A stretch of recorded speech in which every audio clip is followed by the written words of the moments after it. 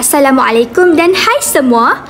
Jom belajar kitaran air bersama Kapten Titis. Bila matahari panas, air di sungai dan laut mula panas dan naik ke langit sebagai uap air.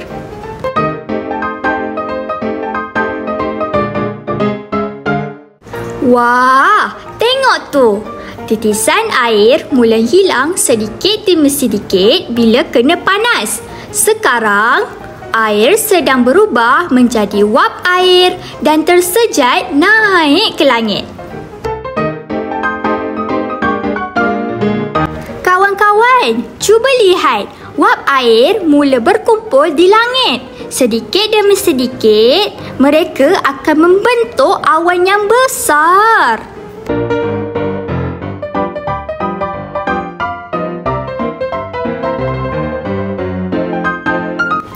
Lihat tu, besarnya awan. Wap air yang naik ke langit mula sejuk. Bila wap air sejuk, ia berubah semula menjadi titisan air. Proses ini dipanggil kondensasi. Alamak! Kapten Titis mula risau kerana awan makin besar. Banyak titisan air kecil sedang berkumpul di dalam awan. Awan pun jadi semakin berat. Apa agaknya akan berlaku selepas ini? Oh, hujan pun turun.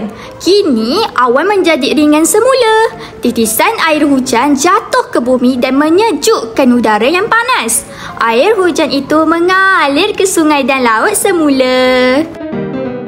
Yeay! Kini kawan-kawan semua dah tahu tentang kitaran air yang lengkap. Hebat kan ciptaan Allah?